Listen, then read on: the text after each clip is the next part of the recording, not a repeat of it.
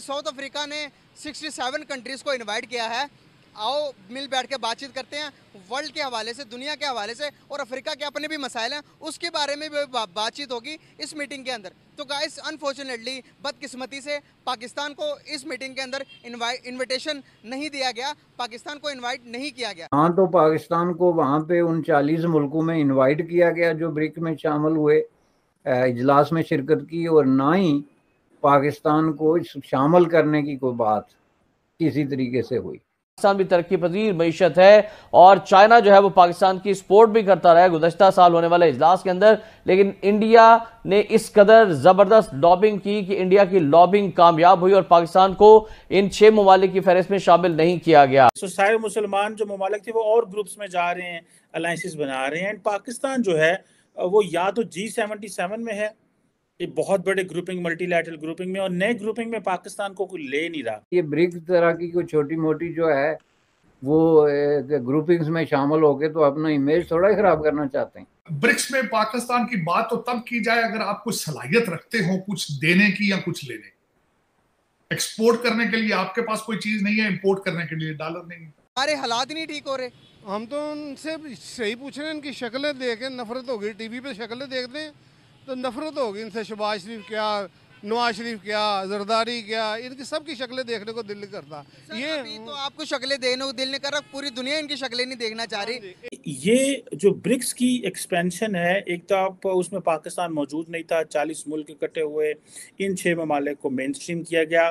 BRICS साहब, आपको लगता है कि जो OIC थी वो रेलिवेंट नहीं रही? नमस्कार दोस्तों, हमारे YouTube चैनल पर आपका स्वागत है। दोस्तों, ब्रिक्स समूह में 6 नए देशों को एंट्री मिली है। 1 जनवरी 2024 से आधिकारिक तौर पर ये 6 नए देश ब्रिक्स समूह का हिस्सा हो जाएंगे। ब्रिक्स समूह में जो 6 देश शामिल किए गए हैं उनमें अर्जेंटीना, मिस्र, इथोपिया, ईरान, सऊदी अरब और UAE शामिल है। इसके साथ ही ब्रिक्स समूह की संख्या 5 से बढ़कर 11 हो जाएगी। इसी बीच पाकिस्तान को एक बार फिर से बड़ा झटका लगा है। दरअसल दोस्तों, पाकिस्तान ब्रिक्स देशों में शामिल होने की लगातार कोशिश करता रहा है, लेकिन हर बार की तरह इस बार भी भारत के कड़े विरोध के चलते पाकिस्तान का ब्रिक्स देशों में शामिल होने का सपना ही रह गया। दोस्तों, इस खबर पर पाकिस्तानी मीडिया का बहुत ही मजेदार रिएक्शन सामने आया है। तो चलिए दोस्तों, पाकिस्तानी मीडिया का इस पर क्या कहना है, आइए देखते हैं। ब्रिक्स में पाकिस्तान की बात तो तब की जाए अगर आप कुछ सलाहियत रखते हो कुछ देने की या कुछ लेने। एक्सपोर्ट करने के लिए आपके पास कोई चीज नहीं है, इंपोर्ट करने के लिए डॉलर नहीं है। सूरत हाल आपकी ये है कि एक आपका नेबर कंट्री चंद्रयान 3 पे चला गया है और आपकी वो हैंडमेड डाली जो थी उसके अंदर 16 घंटे बच्चे आपके लटके रहे और आपके पास उनका कोई सोल्यूशन नहीं। आपका पूरा मुल्क उस डाली की तरह लटका हुआ है। इस वक्त अगर देखा जाए तो सुप्रीम कोर्ट अलग पेज पर है, स्टेट एक अलग पेज पर है, अमीरुल मोमिनीन जेल में है और कंट्री का कोई पता ही नहीं है, वाली वारस कोई पता नहीं। और मैं जो आखिरी इस पे ऐड करना चाहूंगा, चंद्रयान 3 तो भारत में लोगों ने देखा है, अमेरिका में कल चंद्रयान 4 लैंड कर गया है। कल रात यहां पे प्रेसिडेंशियल डिबेट थी रिपब्लिकन पार्टी की, जिसके अंदर 2 भारतीय निजात थे और नंबर 1 पोजीशन पे आ रहा है विवेक रामास्वामी। मैंने उस डिबेट का एक एक लफ्ज सुना है, because I am a political worker my self. कुछ लोग यहाँ कहते थे कि नंबर 1 पे फ्लोरिडा के गवर्नर रॉन डिसेंटिस हैं, लेकिन मेरे ख्याल, और लोग ये तो ओपनली अब सारे अमेरिकन कह रहे हैं कि नंबर 2 वाज विवेक रामास्वामी। मेरे ख्याल में ही वाज नंबर। ये चंद्रयान 4 है अमेरिका के अंदर लैंड कर गया, तो उसमें वही हमारे डायस्पोरा की हालत है जो हमारी फैक्ट्री की हालत है। हमारी फैक्ट्री जो है वो भी लटक रही है जमीन से ऊपर और उसका रेस्क्यू करने का किसी का कोई प्लान नहीं। इसी तरीके से हमारा यहाँ डायस्पोरा है, ये भी हवा में लटक रहा है। पाकिस्तान से जो पूरे तरीके से विवेक स्वामा रामी का स्पेलिंग नहीं लिख सकते जो हमारे पॉलिटिकल लीडर हैं यहाँ पाकिस्तानी डायस्पोरा, और वो सिर्फ एक अपने इश्क में मुब्तला है। PTI अपनी एम्बेसी के सामने खड़े होकर पाकिस्तान को गालियां दे रहे हैं, कुछ लंदन में गालियां दे रहे हैं, कुछ यहाँ गालियां दे रहे हैं। यौम आजादी के ऊपर उन्होंने पाकिस्तान को गालियां दी हैं, लेकिन PTI के झंडे उन्होंने लहराए। पाकिस्तान के झंडे नहीं लहराए गए इस वक्त 14 अगस्त में, PTI के झंडे लहराए गए। यह दुख है कि एक शख्स की इबादत हो रही है, मुल्क के लिए नहीं निकले, ना मुल्क के लिए निकलेंगे फ्यूचर। दुख वाली बात। मैं खुश हूं, भारत को मुबारकबादें भी दी हैं, मैंने ट्वीट भी किया है, मैं खुश हूं साउथ एशिया इज राइजिंग। कई लोग इस पे एतराज करते हैं, लेकिन हमारा DNA regardless how hard you try, historically it's the same. Historically मैं अगर किसी को एतराज है तो हिस्ट्री की किताबें खोल के देखो कि 1947 हम सदियों से इस सब कॉन्टिनेंट में रह रहे हैं इकट्ठे, और basically Hinduism was the religion of this, यहां से सारा कुछ निकला। आज हमारे रास्ते अलग हैं, हमने अपने ब्लंडर पे ब्लंडर कर रहे हैं।